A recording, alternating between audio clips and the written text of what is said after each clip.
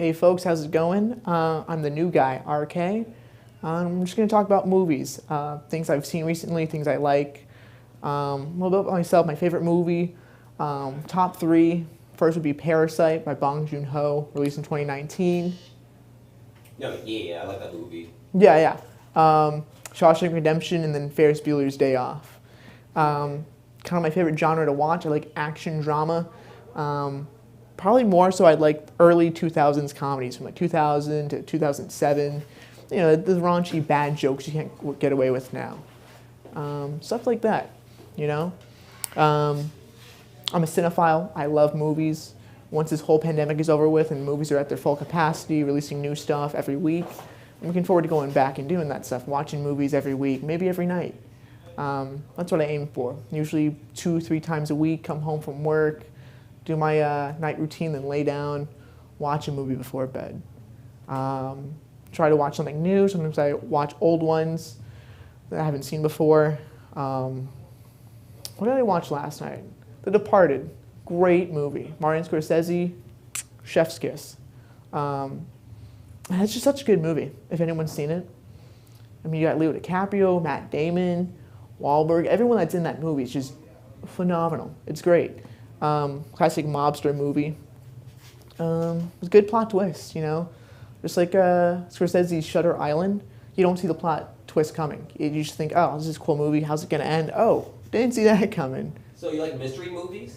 Yeah, like psychological thrillers are also really good. Like, what's your favorite actor you like to see? Oh, my favorite actor would probably be like Willem Dafoe. I think he's phenomenal in everything. Willem Dafoe, really? Yeah. Someone that not many people talk about, but God, any movie he's in, he's just great. Even if the movie itself isn't good. Like The Florida Project. I know a lot of people were like, oh, it's a good movie. It's going to win awards. Watched it. I wasn't very impressed. But of course, Willem carried it. Every scene he was in, it was a good time. What are some other good movies with him? Oh, Green Goblin and Spider-Man. Classic, man. You know, I'm something of a scientist myself. Good stuff. Man, Willem Dafoe, he's like, has the monster-looking face. Right? Like, one of these days they're going to cast him as the Joker. It's going to happen. And if it doesn't, it's going to be a sad missed opportunity. The Lighthouse, did you see that? Oh, I want to. It's good. It's a weird one. It's there's parts where you're going to sit through scenes and you're just going to think, what the heck's going on? What are they saying? Because they use that old-time sailor talk, you know? And so they're saying stuff. It's not really easy to interpret, especially without subtitles. I know there was maybe like a 10-minute section when I saw it in theaters a couple years ago, and I had to ask my buddy, what were they saying? And no one knew. But it's a great one. It's another one of those movies with a twist at the end. You don't expect it. You don't expect a twist. And then the twist itself is just mind-boggling, you know? What are some other movies I enjoy? Eternal Sunshine of the Spotless Mind. I might watch that. I might watch that tonight. It's got Jim Carrey, Kate Winslet. It's a good one. It's like, the concept is you have this couple. They start off great, strong, true love, and as the relationship kind of progresses, it falls apart. They start hating each other. They change, and so the girl, Kate Winslet's character, Clementine, she decides to get her mind erased. She erases Joel, Jim Carrey's character, from all of her memories. So no more Joel, new person, right? And he has to deal with this. He tries to figure out what's going on. Why don't you remember me? And towards the end, he also gets his mind erased, or his memory wiped of Clementine. And there's more to it. I don't want to give away any major spoilers, but that's the gist of it. And it's a great movie. I think the cinematography is phenomenal. The concept's great. The script, if you know anything about it, I think it's Charlie Kaufman was a screenwriter for it, and he's great with dialogue. What other movies he did? So it's Eternal Sunshine. There's another one. It's slipping my mind the title, but if I said it, you'd be like, oh yeah, that one. Cool. Oh yeah, that one. Yeah, exactly that one. Yeah. Are you a big movie buff kind of guy? I wouldn't say I'm a movie buff, but I certainly love cinema. Like, have you seen that clip with Keanu Reeves where he's talking, he's like, I love movies. I love making movies, and I love watching movies. He's so breathtaking. Oh, breathtaking, right? Love him. Right? And that's what I kind of do with my life. You know, I don't want to be a movie star. I don't want to be the director, but I'd like to be involved in the creative process some way. Be it editing, script writing, working on a writer's table, any of that fun stuff. If you work with any director, who will be? That's a loaded question. At the moment, first one that comes to mind is Quentin Tarantino. I think working with Chris Nolan would also be really cool. Damien Chazelle. He's up and coming. What movie he did? He did La La Land, Emma Stone. That movie's good. I haven't seen that, actually. But he's done some other ones. He's done Whiplash, which I think is another fantastic film. What else has he done? Those are the two that come to mind. But it's good stuff. Great stuff. I don't have my notepad with me to see about talking points. But yeah, like, so imagine being like in a Tarantino movie during his creative process. Yeah, I bet it's a lot of him just yelling, you know? Oh, do this, do that. What do we like doing? We love making movies. That's one of the things he does on set. If, you know, he's on the 16th take of some annoying scene that he's shooting, he'll talk to his crew and he'll get them all to say, oh, why are we doing this? And they'll respond, we love making movies. Okay, what movie you love from him? Django Unchained. It's a problematic movie. If you've seen it, you know why, but it's just so good. I think that opening scene for Inglourious Basterds is probably one of the best suspenseful opening scenes in film history. I think the way he builds his tension is great. It's probably one of my favorite opening scenes, if not my favorite scene of a opening scene of a movie. But yeah, there's not too many Tarantino films I don't like. I didn't like Once Upon a Time in Hollywood. I thought it was kind of dragged out. Really? There were some things that didn't make sense. I was like, But I think that was one of those movies that was made for older movie lovers. You know, there's a lot of old references to like retro 60s, 70s movie films, which I'm not too well adept with. Yeah, I love that movie's the tamest out of all of his movies. Oh, for sure. Except the ending. Oh, I love the ending. So good, right? A lot of bloodshed, good. a lot of craziness. Like, okay, you ever heard a movie called The Room? Yes. With Brie Larson? No. With Tommy Wiseau, yeah. Can you imagine being that creative process? So good. I mean, have you seen James Franco's Disaster Artist? Oh, you're Lisa, you're tearing me apart. I love that movie, Disaster Artist. I did not hit her. I did not. Oh, hi, Mark. Great stuff. What a weird dude. Can you imagine doing an interview with him? Oh God, have you seen the interviews with him? Yes. What an oddball. Man, you should, if you're big enough, you should invite like directors or out of like not well-known people to be on your show. Yeah, people coming up and coming, like Barry Jenkins. He's not really a household name, but he's made some hits.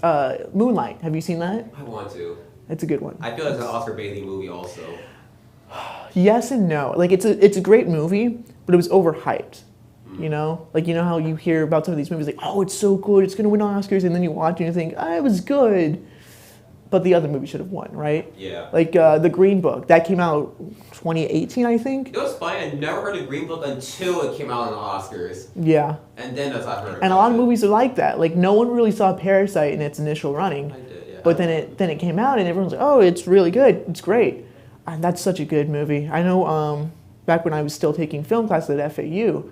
I think I wrote 2 or 3 different essays and analysis on it because I had this one professor, and he was making us write about Asian cinema, and so I had to compare this one movie, The World. I think it was released in like 2003 in China, and I was comparing that with Parasite and Korean films and all this. Which, by the way, I think Korean films, the subgenre is so good. Have you seen other movies by Bong JoonHo? I know other movies he made. I know they put it on Hulu. Yeah, The Driver's a good one. It's got the guy who plays the father in Parasite. He's also in that. Oh. He did the one with the train with Chris Evans. What is it? Oh God, I can't remember the name of it right now. I'm racking my brain. It's got Chris Evans, Tilda Swinton. They're on a train. It's like the last people on Earth. Oh, Snowpiercer. Thank you, Snowpiercer. Yeah, he did that one as well. Oh, he made that? That's pretty good. Yep. So that's really cool. Yeah, and they're making HBO's doing a miniseries on that. Or no, I think it's already out. Yeah, it's right out. I think AMC or TNT did that. I could be. It's one of those. Yeah. Have you seen any of the episodes? No, I only saw the movie. Yeah, I don't do cable, so Yeah. It's just better to stream, in my opinion. Mm-hmm. I think that's all I got to talk about right now, so I think I'm going to wrap it up. Oh, no, how about you talk about a few more things? Like you've been to film class before, did you? Yeah. Like, all the movies, so what's the one that stuck out with you the most? Oh, the ones that they made us watch? Probably Casablanca.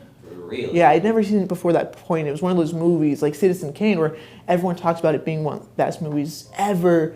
And so I had a lot of these expectations going into Casablanca, and I thought, it's another one of those movies where I'm like, yeah, this is a really good movie. I see why people love it. I don't know that it lived up to the hype, though. But part of the film class is we would watch the movie, and you would have to break it down scene by scene, do a scene analysis. What's the significance of this?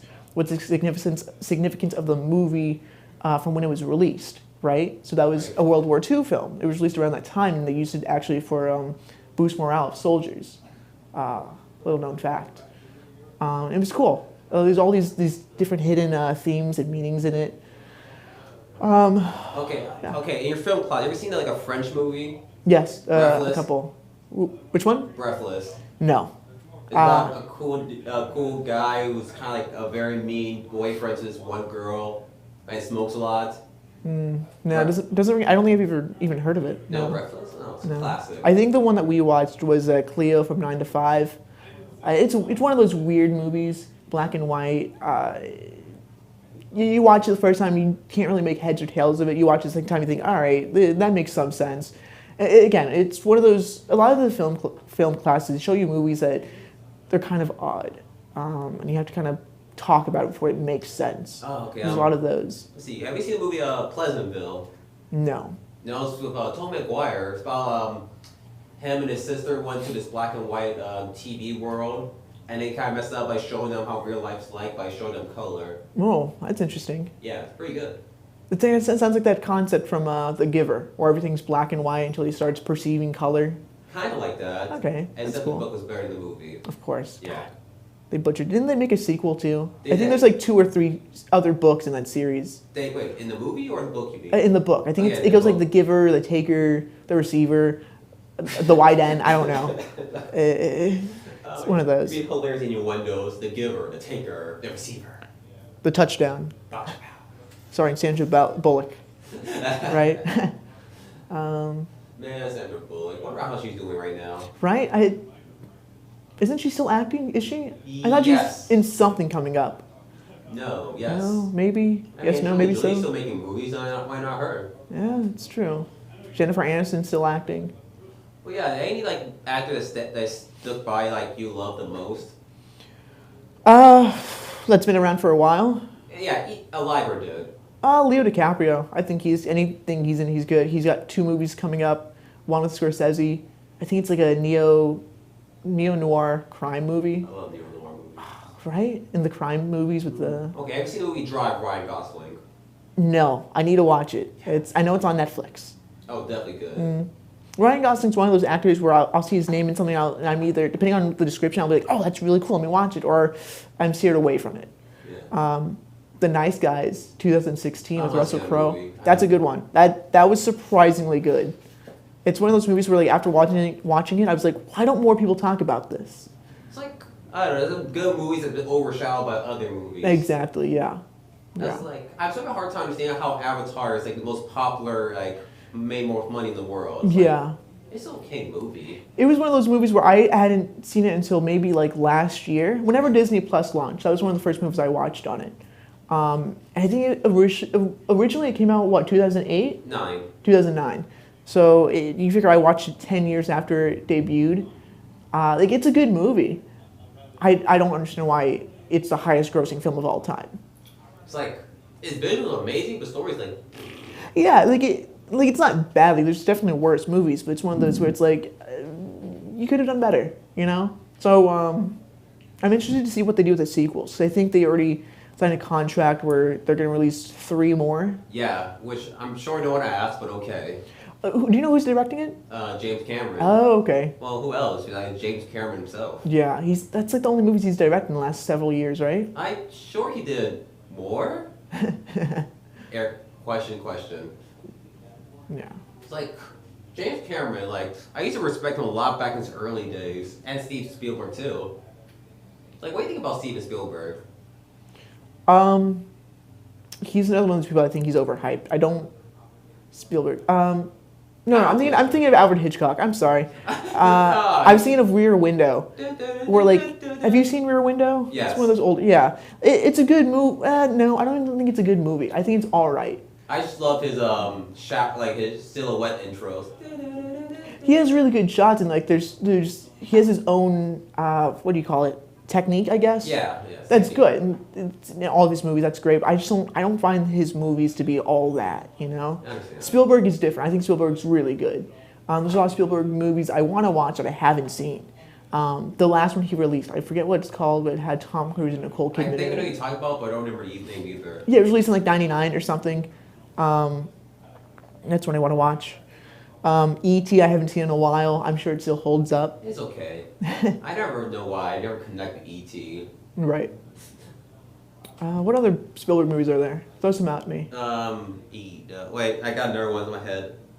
The other alien movie, Third Terrestrial of His Kind, or Encounters of the Third Kind or Yes. something. I don't think I've seen that. Neither did I, but I know it's this movie. Yeah, he released one recently, I thought, which had a pretty good cast, like 2016, 2017. I don't remember. I think it was Saving Private Ryan, actually. Oh, but it's 2006. I love that movie. I love That was Tom good. Hanks. That was one that I only saw maybe 2 or 3 weeks ago for the first time. Really? Yeah.